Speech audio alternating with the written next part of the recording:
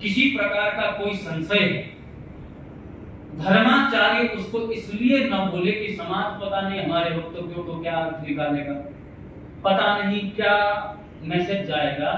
ये ठीक बात नहीं है। जो बात सत्य है उस बात को बोलना। आप समाज के लिए मत जियो। आप जो भी धर्म का कार्य करते हो वो धर्म का कार्य आपका केवल और केवल धर्म के लिए होगा।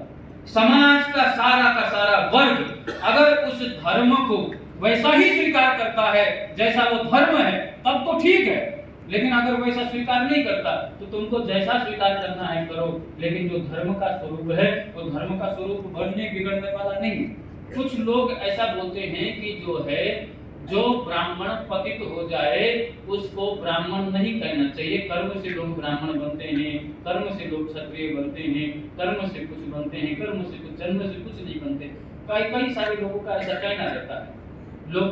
कई लोग आर्य समाजियों का और स्वामीनारायण वालों का और मनुस्मृति वालों का, कोई ब्रह्मा कुमारी वालों का, जिन्होंने कभी शास्त्र का मुख देखा नहीं, संस्कृत का एक श्लोक पढ़ ले तो जिसका अर्थ नहीं निकाल सकते, इन लोगों से जाके जो लोग धर्म ज्ञान देने लगते हैं तो समझ लेना वो धर्म का ज्ञान नहीं, वो बंटाधार करने वाले लोग हैं। धर्म का ज्ञान लो आप शास्त्र से लो ना भाई। धर्म शास्त्र में अगर आपको धर्म शास्त्र समझना है तो उन गुरुओं के पास जाइए जो संस्कृत जानते हैं। मैं ये नहीं कहता कि आप उन गुरु से ही साथ ज्ञान लीजिए, कम से कम स्वयं तो मेहनत करो भाई, व्याकरण पढ़ो, संस्कृत को समझो। क्या ये वेद पुराण आपको समझ में आने वाले नहीं है? जैसे इंग्लिश पढ़ने के लिए लोग मेहनत करते हैं, इंग्लिश एक भाषा ही है भाई। जैसे आप कोई अंग्रेज यहाँ पर हिंदुस्तान में आ जाए, भारतवर्ष में आ जाए, उसको हिंदी सीखने के लिए तो उतनी ही मेहनत करनी पड़ेगी ना जितना हम लोग इंग्लिश सीखने के लिए मेहनत करते हैं। परिश्रम तो उसको भी करना पड़ता है। तो जब इंग्लिश सीखने के लिए मेहनत करते हैं, हिंदी तेलुगु सीखने के लिए मेहनत करते हैं, तो आप संस्कृत सीखने के लिए क्यों नहीं परिश्रम करते? आप संस्कृत को सीखो, समझो।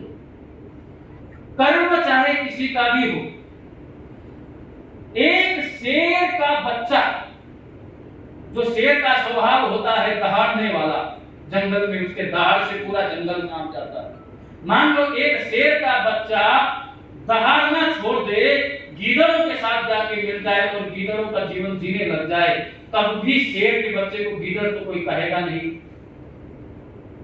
कोई कैसा भी कुल में पैदा हुआ, कोई कैसा भी जो है ब्राह्मण कुल में पैदा, उसको आप राक्षस बोल सकते हो जैसे रावण को राक्षस बोला जाता है।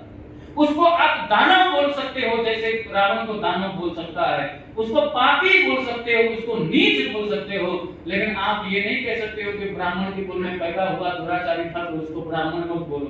क्योंकि वेदों में, धर्म शास्त्रों में 1000 जगह रावण को महाविद्वान ब्राह्मण भी बोला है। रावण से सहमत कोई नहीं हो सकता, रावण को आदर्श कोई नहीं मान सकता, लेकिन रावण को ब्राह्मण ना बोलना ये भी एक प्रकार का जो है क्या कहते हैं अतिशयोक्ति ही है। रावण को बोला तो ब्राह्मण ही जाएगा। आम खट्टा हो पेड़ का तो आम को इमली नहीं कह सकते। इमली पककर मीठा हो जाए तो इमली को आम नहीं बोल सकते। आम को आम बोलना पड़ेगा, इमली को इमली बोलना पड़ेगा, दिन को दिन बोलना पड़ेगा, रात को रात बोलना पड़ेगा। ब्रह्म राक्षस कहा, लेकिन फिर भी साथ में सोम याजी ब्राह्मण भी कहा उनकी तुमने हत्या की है और जाओ उनका प्रायश्चित करो। उन्होंने कहा कि महाराज प्रायश्चित करने की क्या विधि है?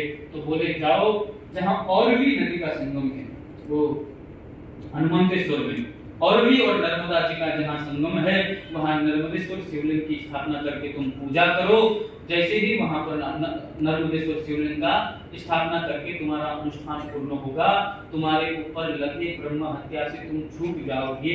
इस प्रकार जब कहा तो हनुमान जी ने वहां पर शिवलिंग की स्थापना की, पूजा की, तब हनुमान जी की वहां पर ब्रह्म हत्या उतरी। इसलिए उसको हनुमंतेश्वर कहते हैं। बोलिए हनुमंतेश्वर महाराज की जय।